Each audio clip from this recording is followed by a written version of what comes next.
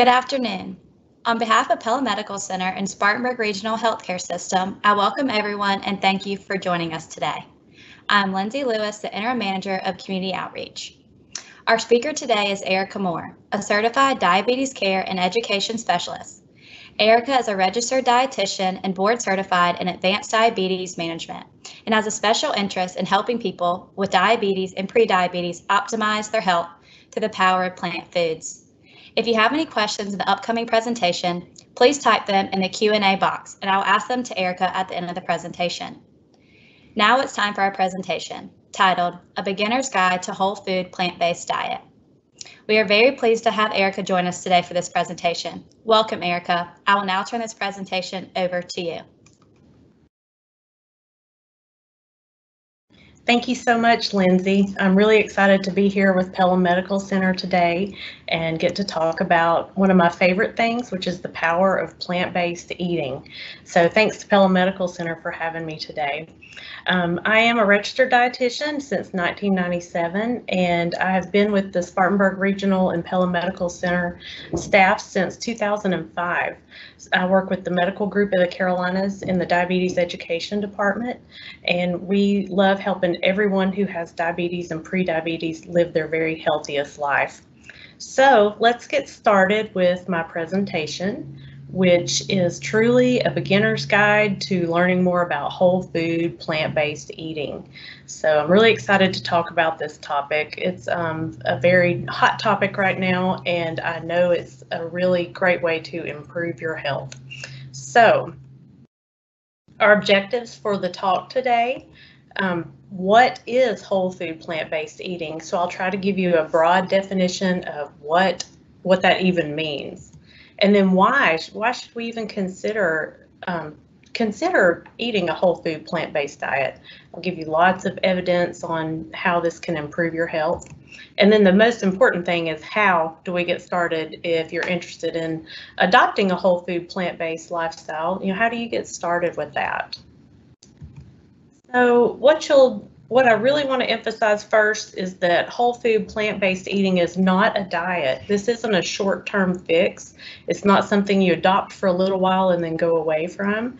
This is more about choosing to eat certain foods, mainly the less processed whole foods. So it's not a diet, not a short-term thing that you're going to go on. So this lifestyle really focuses on less processed foods, eating more of your vegetables, fruits, whole grains, beans, legumes, nuts, and seeds.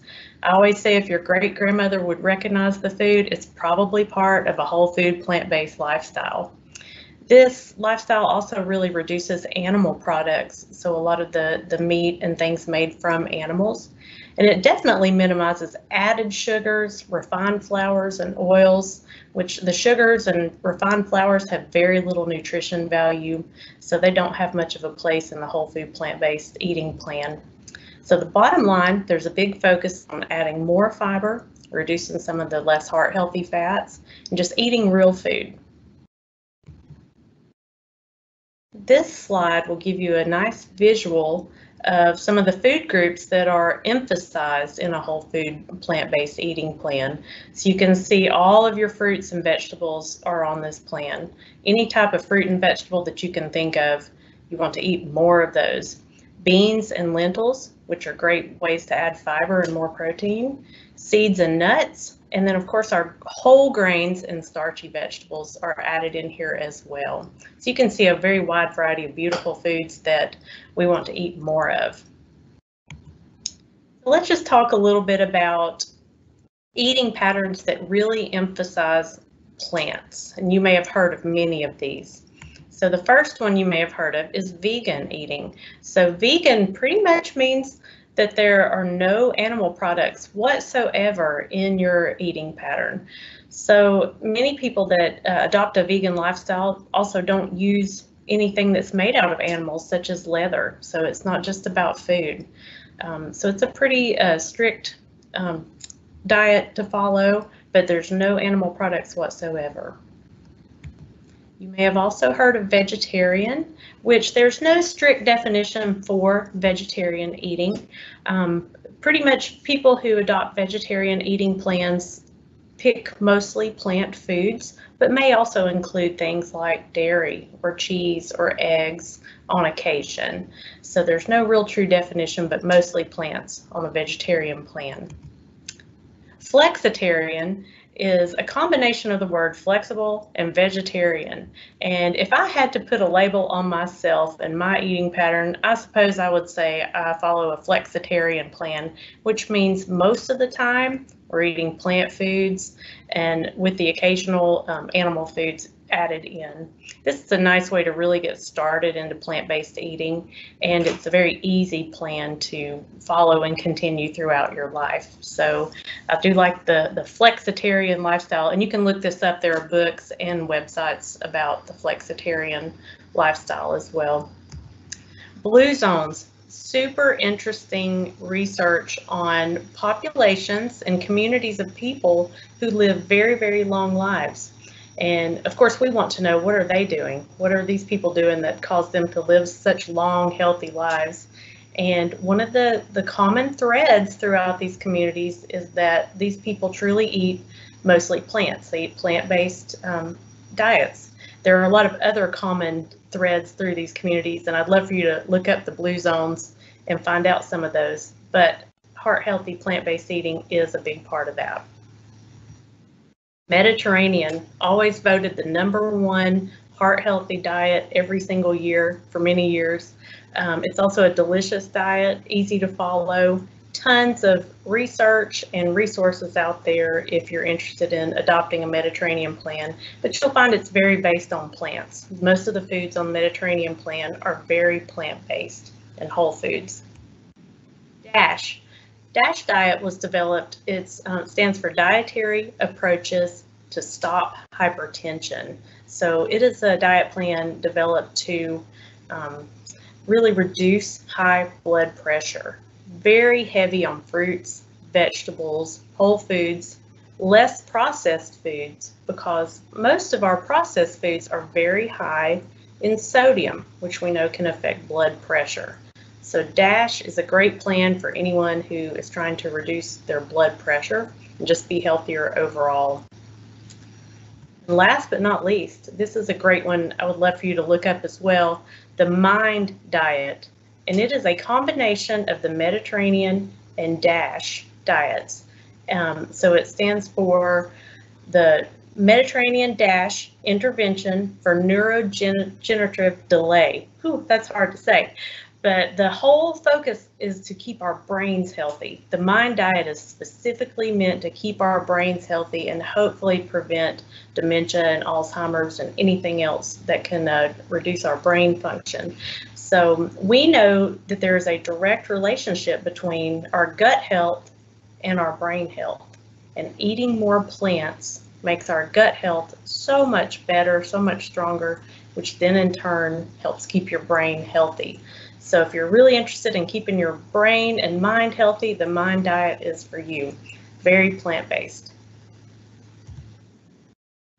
So let's go back into looking at a little bit of why I'm focusing more on plant-based versus just a strict vegan lifestyle.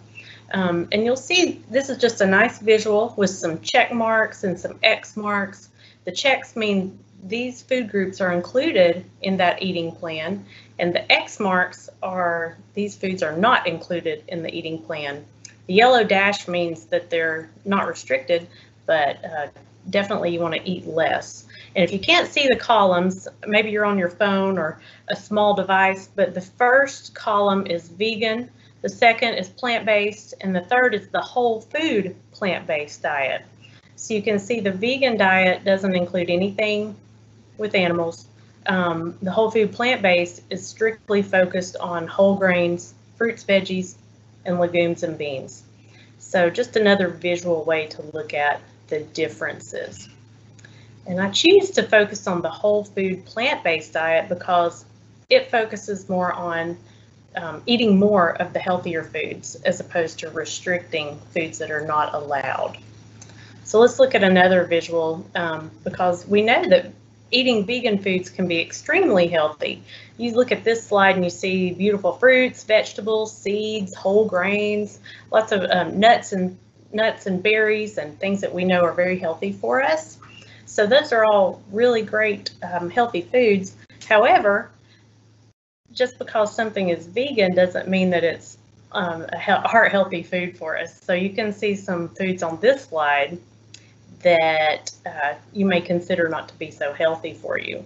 So instead of trying to restrict, I'll just like to put more emphasis on foods that we want to eat more of. Your whole foods, plant-based. Okay, so let's get into the why. Why should I consider changing up my lifestyle and eating more plants? What's the point? As a diabetes specialist, I'm extremely interested in preventing type 2 diabetes. And we know what we choose to eat is a huge part of preventing type 2 diabetes. We know that all research points to changing your diet can help you prevent diabetes, and adopting a plant-based lifestyle can help you prevent diabetes by about 23%. So that's really big. So that's just one thing to consider. We're going to talk more about that in just a little bit. Also, plant-based eating is proven to reverse insulin resistance.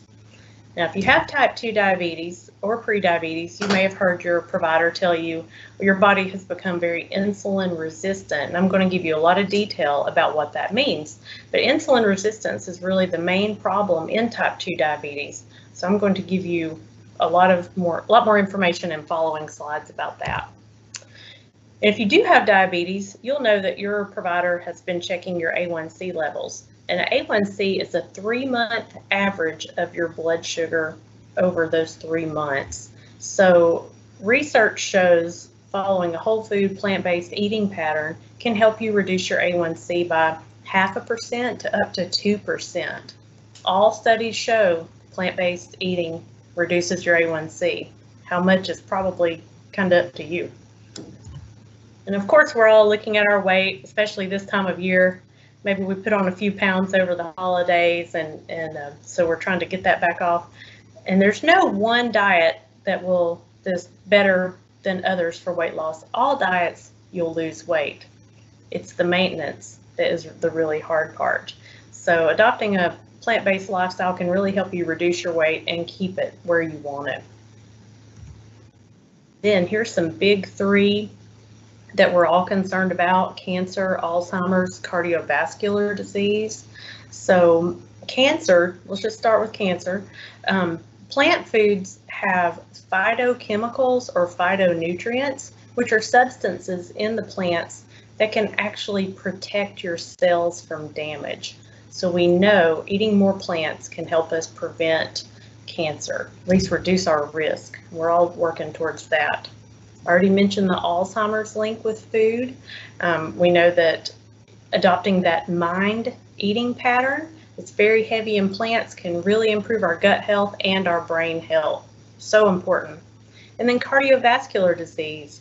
We know that plants can really help us improve our lipid levels, especially our bad cholesterol, that LDL, lousy cholesterol that's very clogging. So we want to try to prevent as many cardiovascular events as possible, heart attacks and strokes. So we know that adopting a plant-based lifestyle can truly help reduce heart risk as well. I'm going to tell you a little bit about myself right now. I have another condition that could possibly be helped by a plant-based diet. About 5 years ago, I went and had my first eye exam that I'd ever had in my life. And my doctor found that I had early stages of macular degeneration. And that runs in my family, so that was very concerning because that can lead to blindness. So at that point, she told me to eat more plants and to take eye vitamins. And so I did that. And then about 2019, I truly committed myself to eating a very whole food plant-based diet. And my personal goal is to have 80 to 100% of my weekly diet as plants. So I've been doing that since about early 2019, and this year in December I had my eye exam, and not only had my macular degeneration not progressed, it's actually reversing. I have some great pictures of the back of my eyes showing the reversal. They don't come over well on slides, but I'd be glad to share those with you. So that's just another personal thing that I wanted to share, a little success story perhaps. And I hope you guys have some success stories maybe you can share later on in the Q&A box. So plant-based good for our whole body, every part. So let's go back to diabetes. I am the diabetes specialist, so I have to talk a lot about diabetes. I'm going to give a little bit more in-depth look at what is this insulin resistance that is affecting so many people and causing the prediabetes and diabetes. So in people without diabetes, your blood glucose stays in the target range because you have the right amount of insulin and it's released at the right times. So we all have cells in our body, and the glucose needs to get into the cell to be made into energy for us to live off of, but the insulin has to open the door and let the glucose in. So when we don't have diabetes, our bodies regulate that in the right way with the right amount of insulin. Now when you have diabetes or prediabetes, the blood glucose builds up for several reasons. Maybe you don't make enough insulin. And this is the main thing in type 1 diabetes. Type 1 diabetes means your body has completely quit making insulin, so you have to inject insulin in order to live. But if you're not making enough insulin, the glucose stays in the blood and can't get into the cells to be made into energy. The true thing in type 2, though, your cell can't use the insulin well, and that's the insulin resistance. And we'll show you another slide on that.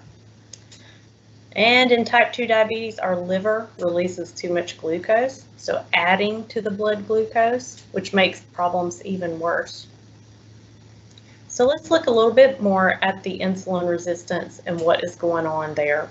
So we have blood vessels going all throughout our body.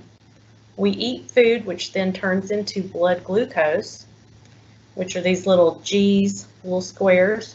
We have to get the blood glucose out of our blood and into the muscle cell to be made into energy. That's what we live off of, like our car uses gas.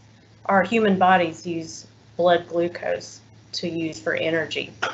So in order for the glucose to get out of the blood and into the cell, it has to go through a door. And that door does have a lock on it, which requires a key. And that key is insulin. So the insulin has to open the lock, which will open the door and let the glucose out of the blood and into the cell to be made for energy. However, when you have insulin resistance, it's almost like someone took a piece of chewing gum and stuck it in the lock. So you can imagine if you tried to put a key in that lock, it just wouldn't work very well, right? So many things lead to the gumming up of those locks. One thing in particular is eating a very high saturated fat diet. So saturated fat is the fat that is solid at room temperature. A good example is lard. You think about lard, if it's sitting on the counter, it's still solid. That's saturated fat, but all of your animal fat is usually saturated fat and things made from animal fat. So saturated fat is a big cause of insulin resistance and can certainly make it worse. So knowing that saturated fat really can contribute to insulin resistance in type 2, here's a quiz for you. So which food most raises your risk for diabetes? And I'm going to put up 4 foods, and so just think about these foods and which one might most contribute to diabetes. So there's a bagel, a banana, bacon, and a soda. So just think about that for a second. I'd love to do a quiz so we could see what you think. So if you said bacon, you are correct. So we know that processed high saturated fat meats like bacon, sausage, bologna, hot dogs, all those type of very high fat processed meats contribute more to development of diabetes than even added sugars like in our sodas. Not that sodas are great for us, right? But they are not as high risk as the high saturated fat. So hopefully if you don't learn anything else today, there's something new for you. So this is a study that was about type 2 diabetes, and what they found in this study of 130,000 people, they found that just replacing a little bit of your food every day with a plant protein, replacing some of the animal food with a plant food, can greatly reduce your risk of diabetes. So to put that into perspective, if you eat 2,000 calories a day, which is an easy number to do math, that would mean about 100 of those calories. If you just swapped out 100 of those calories a day, you would greatly reduce your diabetes risk. So let's look at a real life example of that. So let's say every morning you eat 2 slices of bacon. If you swap that every day for a cup of oatmeal instead, you're reducing your risk of diabetes by about 1/4. So that's a really big deal. People ask me all the time, well, if I do that, if I start swapping these foods out, where do I get my protein? And the great news is our plant foods have protein in them, especially our beans and legumes. They have a ton of protein. Our vegetables and grains also have quite a high amount of protein. I'll show you a little bit more about that too. So same example, 2 slices of bacon versus a cup of oatmeal has the same amount of protein. So that may be surprising, but it's real. So not too hard to do. Okay, let's talk now. We've talked about what is whole food plant-based eating and why we might want to consider it. So now I'm going to give you some tips on how to get started and some resources for you to get started if you are interested in eating more plants and improving your health. So here's some tips for success. The main thing is to start really slow. This is not a diet, so you're not going to just immediately go out today and start eating all plants. This is something you want to work your way into. So start slow. You may even consider just starting to add more vegetables. Just eat more of the vegetables. And that's an easy way to add some plants to your weekly diet. Many people also choose maybe just to focus on one meal at a time. I had a colleague who, she works Monday through Friday, and she decided that Monday through Friday she would eat a plant-based lunch. So that's 5 meals a week that she changed. Had great success with that. She lost a little bit of weight. Her blood sugars got a lot better. So, and that wasn't a huge change. It didn't disrupt her whole life. She just picked one meal and tried to work on that. So set a goal for how many plant-based meals and snacks you want to try to eat each week, and then just go with that. You may have heard of Meatless Mondays. That's been popular for many years. And all that means is every Monday just eat plant-based foods. So that's a good way to start. Doesn't even have to be Monday. You may choose a different day of the week, or just pick certain meals that you want to swap out. So it's totally up to you and what's going to work for you and your family and your life. So, but planning is the key. That's the big part, is really doing a lot of planning. So once you decide on a goal for how many plant-based meals and snacks you want to eat during the week, then sit down and write down some ideas for meals and snacks. Maybe pick out 3 or 4 breakfast ideas, 3 or 4 lunch and supper ideas, maybe 3 or 4 snacks that you might like to eat, and write those down. And from those ideas, then you can start to make a shopping list. And that will really help you when you get to the grocery store, because it's very difficult to know what to buy if you don't have an idea of what you're going to eat. I'm going to give you some really great websites where you can research recipes and different things like that, and one in particular that has a beginner's guide to plant-based shopping. It has a shopping list, so that may help you out a lot. Next step, make sure to plan some time for preparing your food. When you eat more plants, that naturally, you may be chopping a little more, you may be doing a little more food prep than you're used to, so do make some time in your schedule for that, and that really helps you be more prepared. there are lots of convenient ways to get more vegetables and fruits, and frozen veggies and fruits, that's always a really great way to start. Very convenient, already chopped up for us. Nothing wrong with those whatsoever. They're still extremely high in nutrition. So don't forget about those frozen veggies and fruits.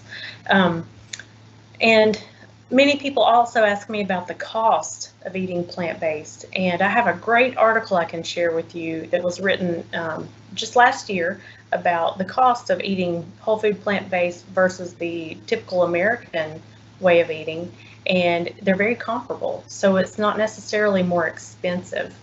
I love to shop when things are on sale, and also farmers markets are an excellent way to get some local, nice priced, very healthy fruits and veggies and grains. And we're so fortunate here in the upstate. We have tons of wonderful farmers markets and options, as well as some produce box options as well. So planning time ahead to prep that food, that's another plan. And then this is also really important, the last two steps, getting support and problem solving. So make sure you have a good support person in place, someone you can talk to about this that will support you along the way. You don't want the food police after you, but you do want someone that is a good positive influence and can really, you can bounce ideas off of and maybe share ideas. So that's helpful as well. And problem solving for known barriers will help you from getting off track. So a known barrier is something you know is going to throw you off track. For instance, maybe your family has pizza night every Friday night. So you're thinking, well, what am I going to do there? So that would be a place where you would problem solve for a known barrier that might throw you off track. Maybe you travel a lot for work, you're in the car, things like that. You can plan ahead for those. And once you problem solve for the known barriers, that gives you good practice for problem solving for the unknown barriers, things that just come out of nowhere and put you off track. So getting support, problem solving, all part of the overall plan. Now, day to day, you might be thinking, what am I going to eat? And there's so many options, but this is what you're going to eat more of. Base your foods and your recipes and meal plans off of your vegetables, your fruit, your whole grains, beans and lentils, nuts and seeds. Those are the basis of what you're going to eat the most of. So eat more of those. Eat less of animal foods, meats, cheeses, butters, and your processed foods. So anything that's highly processed, those foods are the least healthy for you. And then of course, eat less added sugar as well. We eat lots and lots of sugar, so that's one thing to really focus on. So when you're choosing more plant foods, there's so many options for those swaps. And like I was saying earlier, maybe just pick 1 or 2 meals to work on, or just one or 2 days out of your week to work on, and just start there. So lots of options out there. Breakfast ideas, many people love oatmeal, many people don't love oatmeal. There's other options for breakfast. Smoothies are a quick way to get lots of fruits and veggies.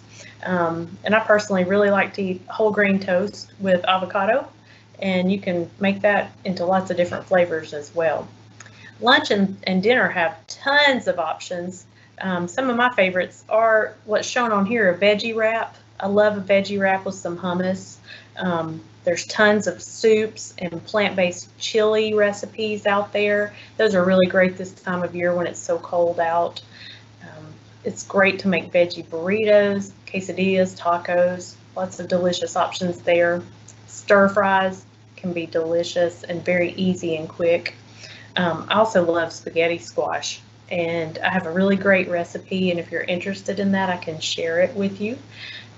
We also have some cooking demos on our Spartanburg Regional YouTube channel, and you'll see Madison Pate, who is a colleague of mine, and she's doing some plant-based cooking demos. They're really short, maybe 10 minutes, so check those out as well.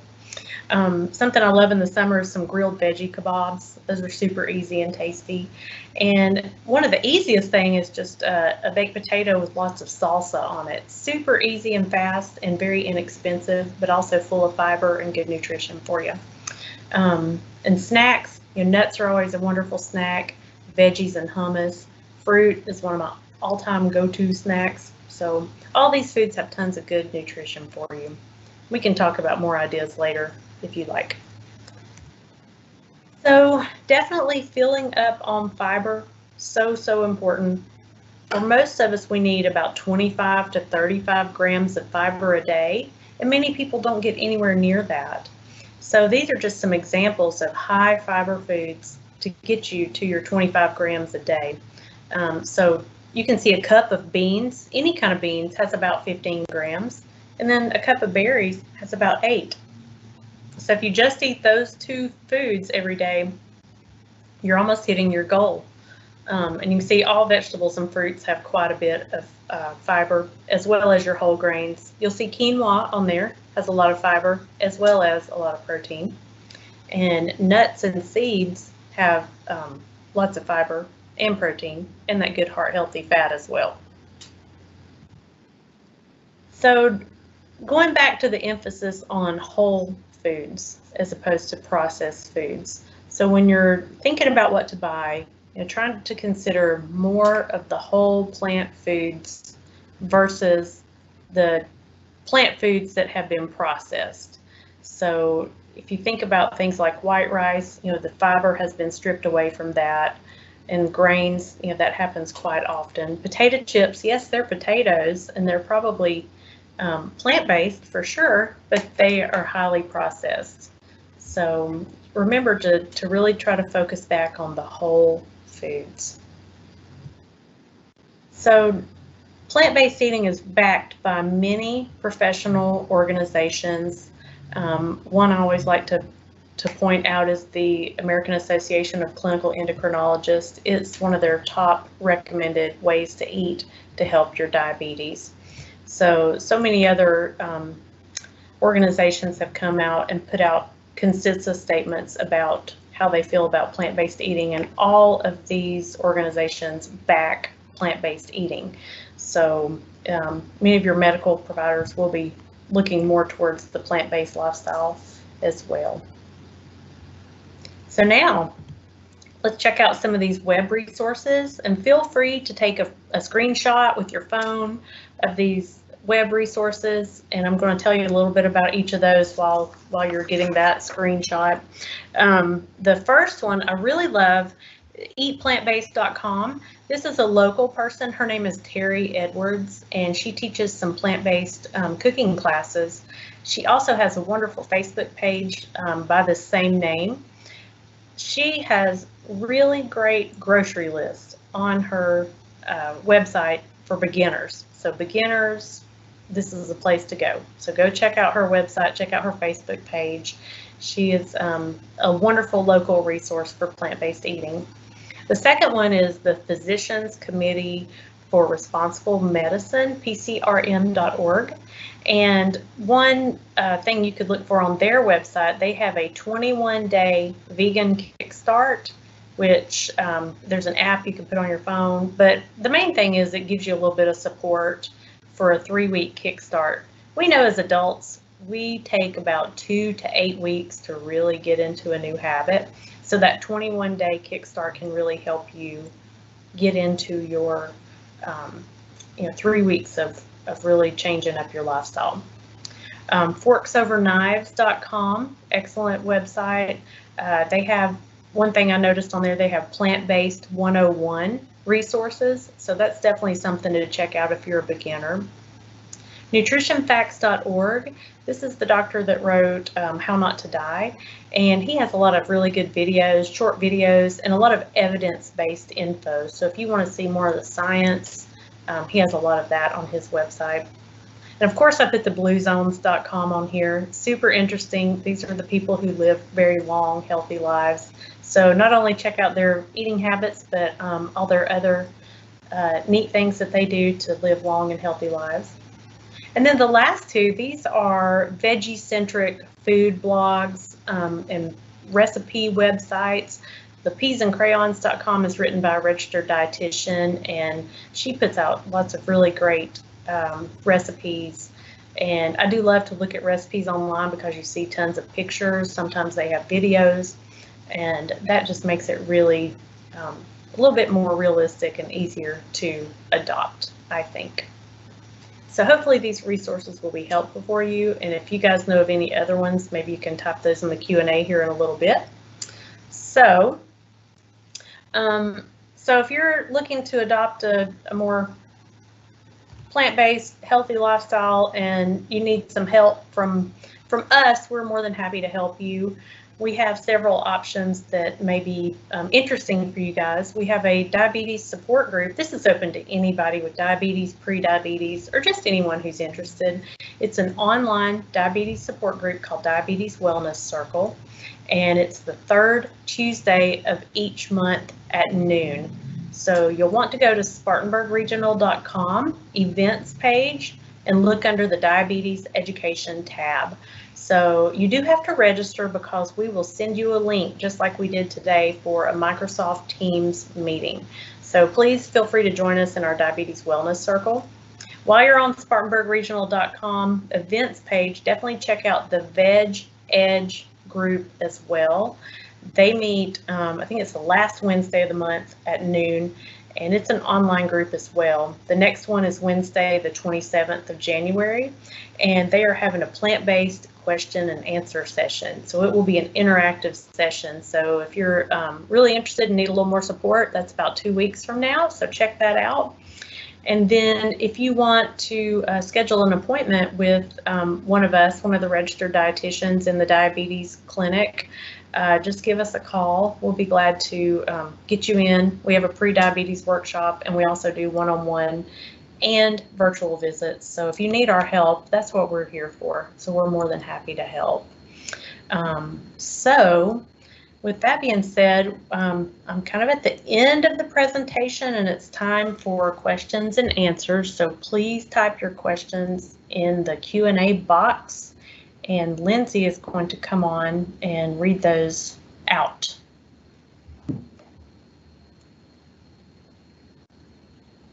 Thank you, Erica, so much for such a wonderful presentation. It was super informative, and we do have a bunch of questions. So I'll try to get through as many as I can, and if I don't, I will send a follow-up email with those answers to your questions after the presentation. The first question I have is, how much protein should a person have a day? Oh, that's a good question. So the simple math on that, it's not simple, but it's about 1 gram per kilogram. So you have to figure out your kilograms, which is your weight divided by 2.2. So usually it ends up being between about 50 to 100 grams of protein a day for most people. Okay, thank you. The next question I have is, if a person has diabetes, should they avoid starchy vegetables on a plant-based diet altogether, or just eat less? Well, that is a very common question, so thanks for asking that. So when you have insulin resistance, when you eat starchy vegetables like potatoes and corn, they will make your blood sugar go up, and it's hard to bring your blood sugar back down. However, as you combat the insulin resistance by eating more fiber and eating more plant-based, and the insulin resistance eventually resolves, then you can add more of those starchy veggies back in. I have a good article on lower carbohydrate plant-based eating as well that I can share if needed. But yeah, at first you really do need to still moderate carbohydrates and starchy vegetables, but over time you may be able to add more of those in. Yeah, good question. Great. The next question I have is, I have high triglycerides and my iron level is low in a blood test. What particular type of vegetable do you recommend? Okay, yes.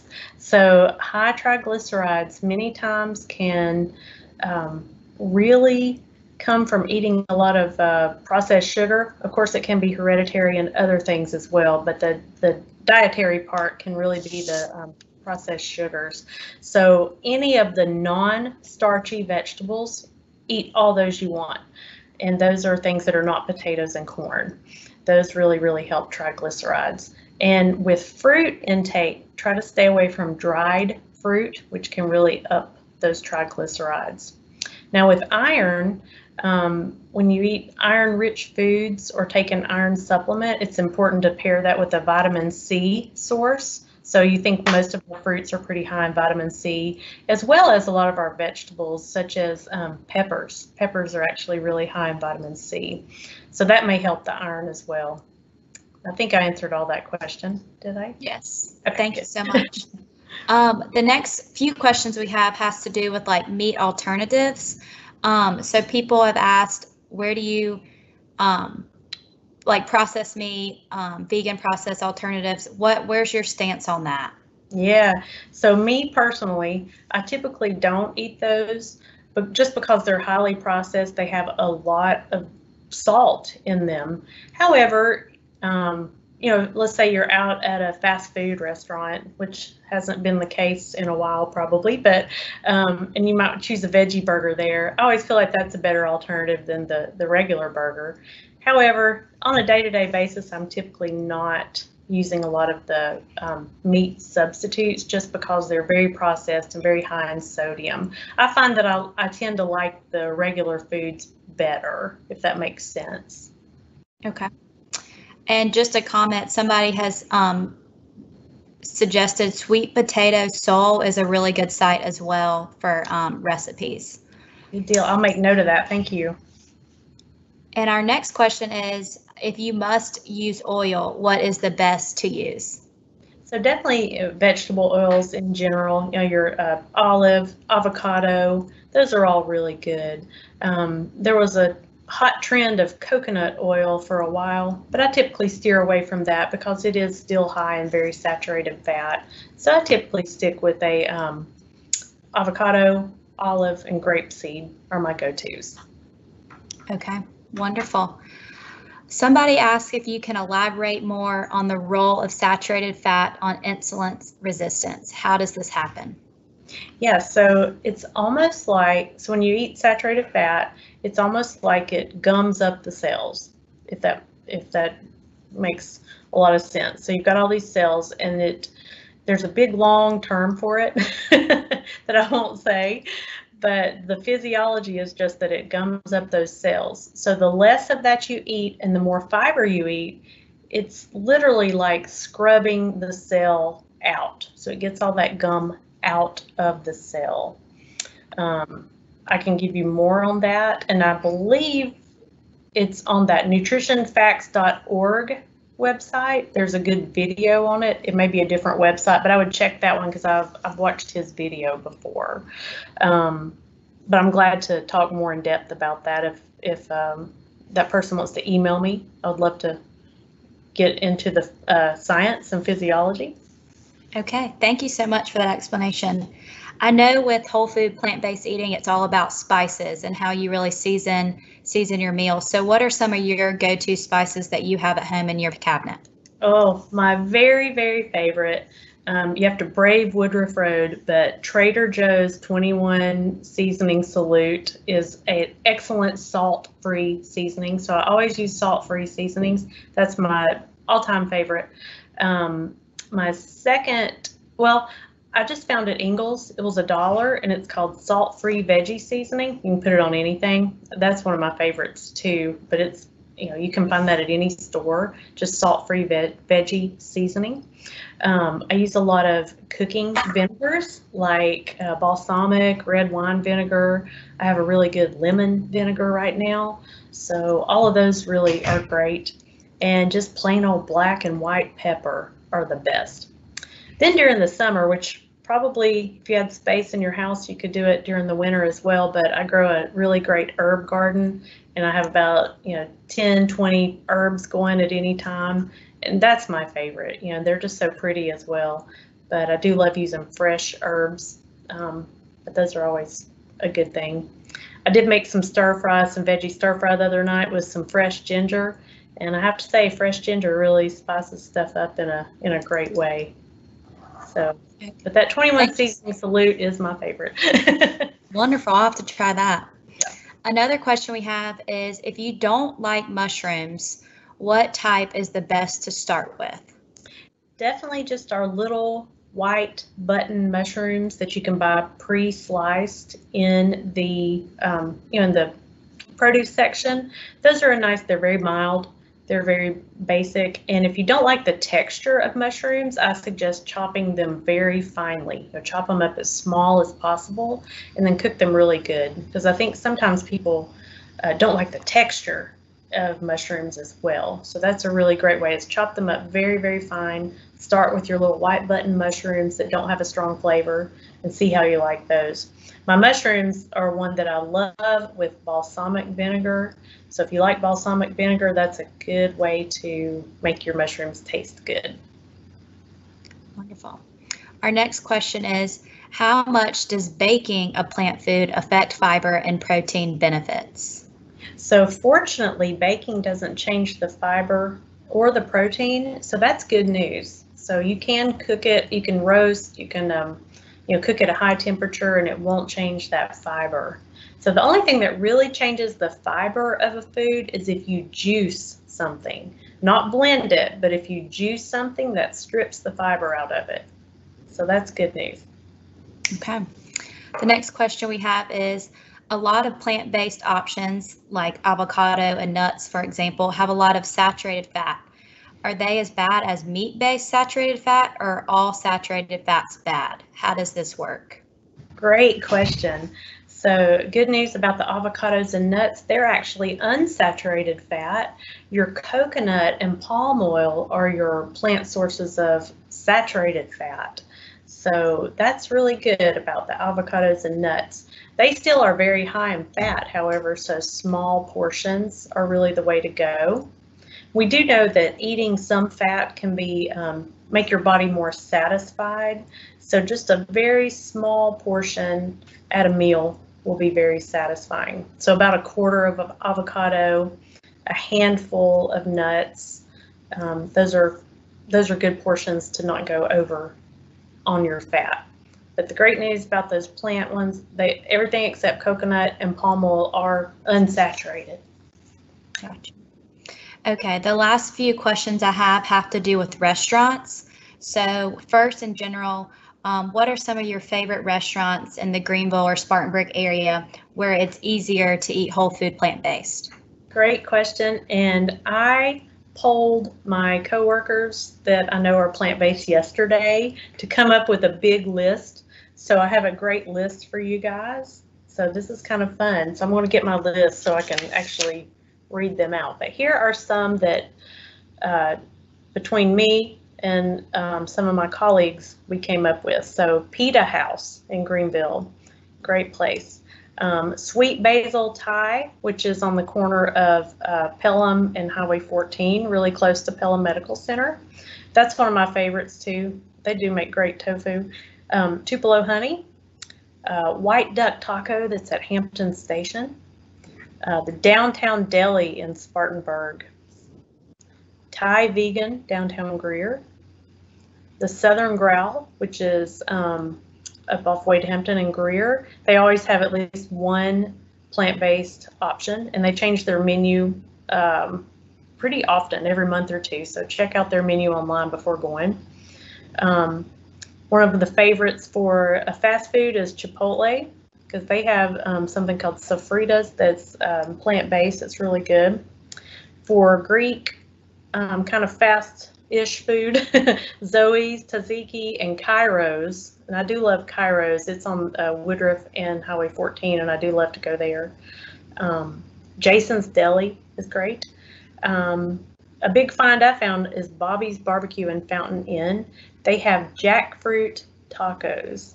And if you haven't tried jackfruit in place of barbecue, you're missing out. So check them out. That's a really good option. And then a really great option is Sunbelly Cafe, and they'll do delivery within about a 15-mile range. So check your address on that. But Sunbelly Cafe has excellent plant-based options. They're on Facebook, so check them out on there. And most places I find, if you go out, they will have decent options for you. So you can check the menus online before you go, but that's just a list that we came up with yesterday. So hopefully that'll be helpful for everybody. Great, thank you.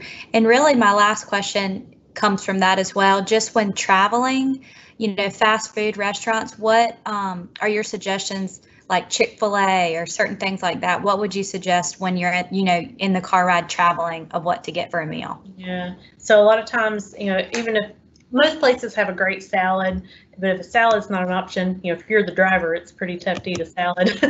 But a lot of times you can get a really great veggie wrap, so that's a really good option. Many places have a good veggie soup. I know like Panera has some pretty decent veggie soups. Depends on if you're driving or if you're just traveling. I did have one patient of mine who traveled for work every week, and he found that just instead of going out, he would go, when he got to his hotel, he would go to the fresh market and just buy a bunch of stuff for his hotel room, and that worked out well. So sometimes it's even better to travel with your own food. But those are some good ideas. So soups, veggie wraps, salads, you can usually find those at most places. Okay, wonderful. Well, that's it with the questions I have. I really just want to say again, thank you so much for that wonderful presentation. And I wanted to remind everyone of some of our upcoming virtual classes. We'll be having a heart-focused presentation with Dr. Mobley on Wednesday, February 24th. And then on Tuesday, March 30th, we'll have two Titleist Performance golf specialists. We'll be presenting on a golf-focused presentation. So tune in for those. You can register for those on SpartanburgRegionals.com /events. So thank you again, Erica, for joining us, and thank you everybody for attending.